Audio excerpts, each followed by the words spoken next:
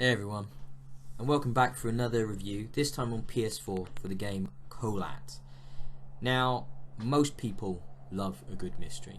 I discovered this particular mystery a few years ago, the mystery of the Dyatlov Pass incident.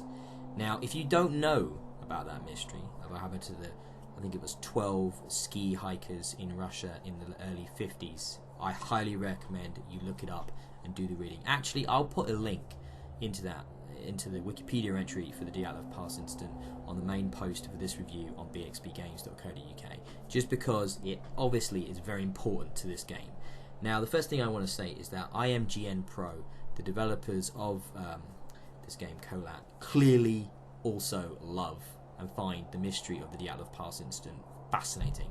They have done their reading, they have done their research. And if you made me a game which was like in the vein of a walking sim, such as Gone Home or Lifeless Planet or a few others like Firewatch that recently came out, I'd have been so happy. If this game was a walking simulator like that with maybe some creepy, unsettling elements, this would have been perfect. Going around, picking up the odd clue, listening to audio diaries, having Sean Bean doing this creepy narration, just fantastic. But sadly, this game tries to do a little bit more. It actually introduces sort of these slightly hokey supernatural elements and what are often very unfair death situations that you might just die with a very, very little explanation suddenly for no particular reason. The game, I think, looks great on PS4. Some people are saying it's utilising its 7th core, which is something I read today when I was looking up the game and a bit about its development.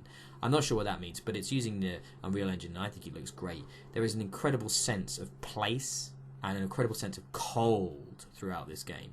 The environment is oppressive and hostile, and while the survival elements are minimal, the environment certainly makes you feel like it's out to get you at all times while you're up there on this foreboding side of a mountain and just trying to work out what's happened and what's happening to you.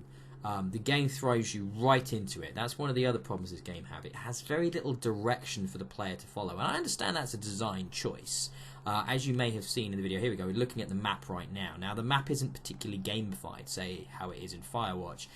You are basically using the compass, you're using points of reference, and you're using bearings to work out where you are and where you want to go. And obviously, this encourages the player to get lost, and you will, a lot. But the problem is, that would be fine if this game didn't have incredibly unfair death situations. A couple of examples. There are these sort of paranormal ghost entities that may just spot you and kill you. At one point I was walking along and fell into a spike trap, which had never been introduced to me as even a potential way of dying in the game, and yet it got me good and took me out.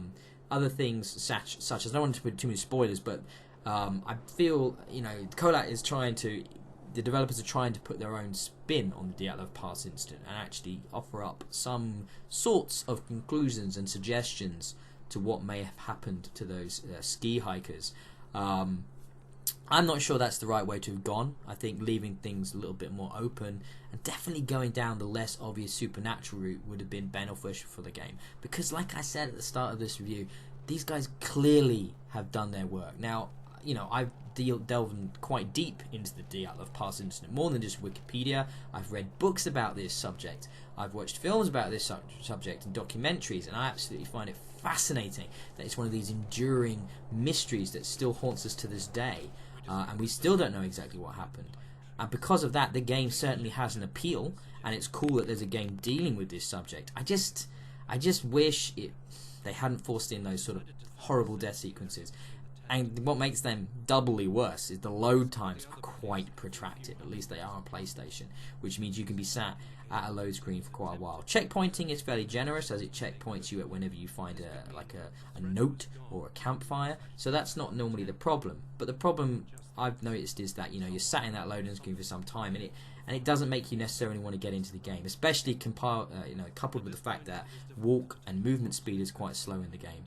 Look, I like it in spite of its flaws, though. I think Kholat is an interesting experience to do with a mystery I find so compelling. And if you also know about this mystery, or if you're about to find out about this mystery, I would say if it grips you, Kholat's worth checking out. So on balance, I think I give Kholat 7 out of 10.